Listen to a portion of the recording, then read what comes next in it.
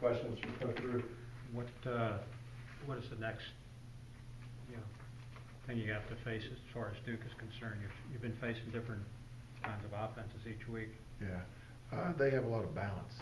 They have a power running game, a perimeter running game. They move the pocket with boots and perimeter screens, bubbles, and things like that. And they've got a deep ball game too. So there's a lot of balance in their offense, and that's something that we're working on.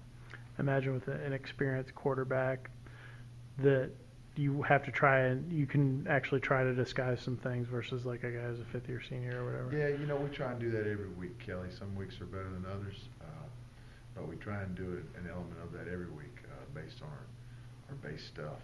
That's part of our base routine throughout each and every week. But he's well coached, and a lot of people have tried to disguise some things, and but he's well coached, and he seems to pick them up, and you can see him getting better and better and playing with more confidence each and every week.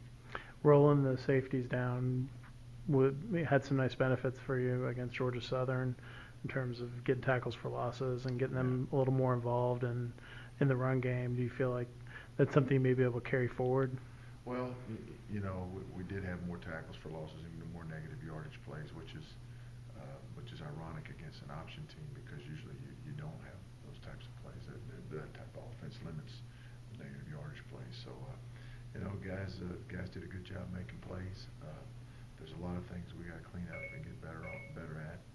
But there was some improvement in some areas, and that was certainly an area that there was improvement.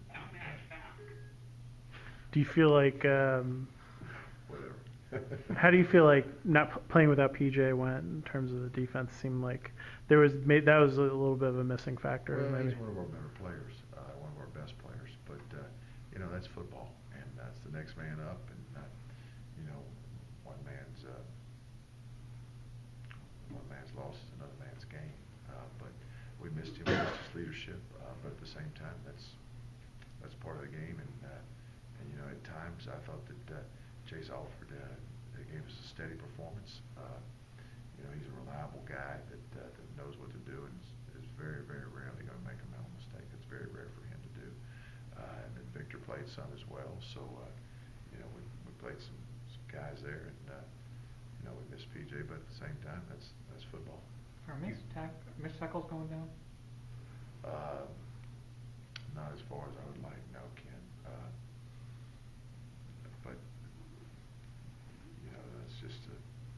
that's just an ongoing battle. I think in every defensive staff room in America, you're going to get the same conversations, the same.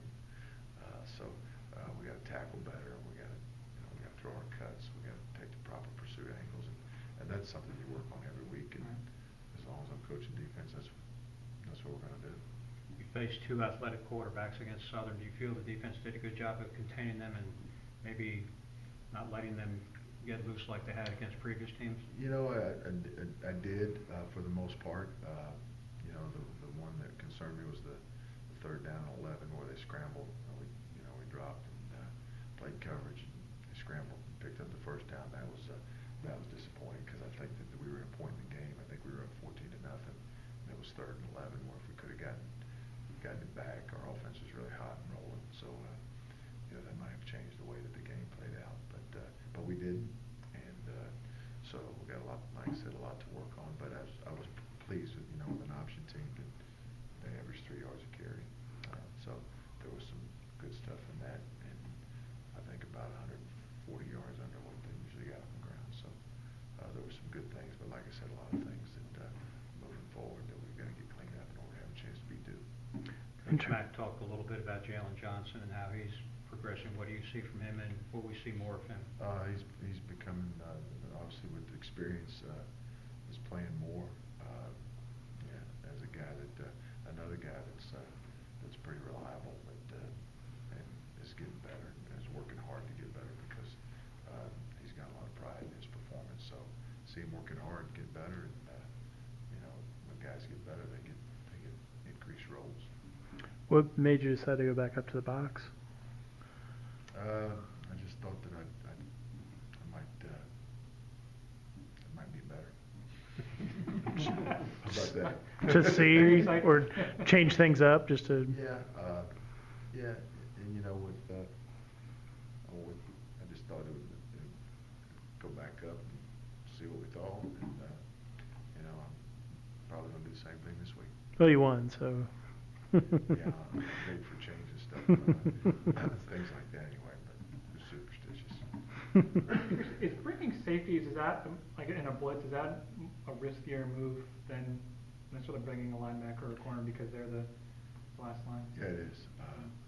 Anytime you bring in secondary people, that, you know, it takes a potential deep zone player out of it. So, but at the same time, sometimes you need to overload things, and you know, it's numbers a lot of times can't be. A lot of blitzes create one-on-one matchups, and if you're not winning your one-on-one matchups, you're putting your one-on-one coverage matchups in jeopardy. So, the other thought process there is to add guys to the rush where you're outnumbered in protection, so at least the ball has to come out quick. And we did some of that and had some success with it. Of course, AJ and Corey are two dependable guys that you want to get maybe more involved in what's going on. Yeah, I'd like to get everybody involved. That's the goal. Let's get everybody involved. But yeah, you know, when you guys got guys that you think are pretty good tacklers, getting them closer to the ball sometimes can be a good thing. How do you feel like Step played coming back until he got hurt?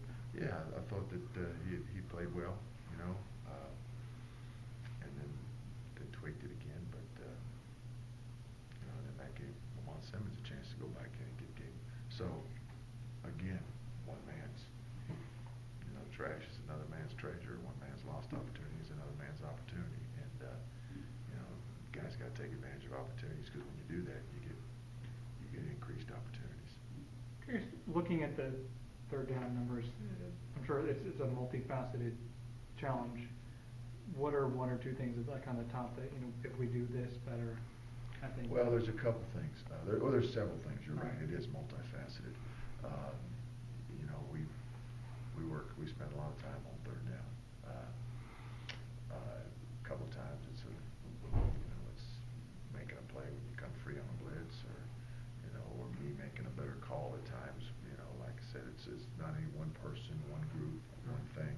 I take responsibility for it, but you know, and then at times it seems like we've had an abnormally number of high third and ones and third and twos this year, which puts you at a disadvantage because if you win 50% of third and one and third and two, and you're really playing well defensively. So we got to keep them out of third and one and two, and more third and sevens and third and 12s and third and 33s. That's what we need to get involved in some of those situations. Here's this is kind of a long question. Hopefully you'll understand what I'm getting at. Like I was asking about the safeties before, and I know like someone like Antonio was someone that I think when he's in, he's gonna make some plays, but he's also gonna maybe be out of play sometimes, and so it's kind of a risky play there. But the other thing you're doing well is you're avoiding the big play of just, you know, speaks well to just playing consistently and, you know, safely in some ways. Is taking more risks on third down something you would consider? We've done. I mean, I know you blitz plenty. Yeah. That's the issue, but yeah. So is that something? You're asking me? Is that something that I'd consider? Like, I mean, like maybe Risk playing reward. Antonio more, or blitzing the safeties more, or something like where you're maybe. Yes, and yes. Yeah. We're looking at everything right now because obviously, like I said, that's an area that we need to improve in, like other areas, but certainly that's an area of emphasis. It always has been and always will be, third down, getting off the field. But yeah, to create a favorable matchup, or to overload a protection, or to play max coverage. You know, one of those three things, because you know you can get caught, like I said, where if you're not winning one-on-ones, then the coverage is in jeopardy. And if you know, so we'll just continue to mix it up. But that's, like I said, we're looking at everything. And it's a great time during this week to do it too. You know, where we're preparing for Duke and game planning for Duke, but at the same time, you know, doing an intensive self-scout of, hey, what are we calling? What are we playing to certain formations? Are we developing tendencies? You know, and what are we doing well? What are we doing poorly? Or if we're doing something poorly continuously, let's scrap that. Or doing something well, let's do it more. So that's what we're looking at during the open week here, along with, you know, game plan for Duke. Is there something you scrapped? You don't need to explain what it is. They found like, oh, this isn't working as well as I thought, or?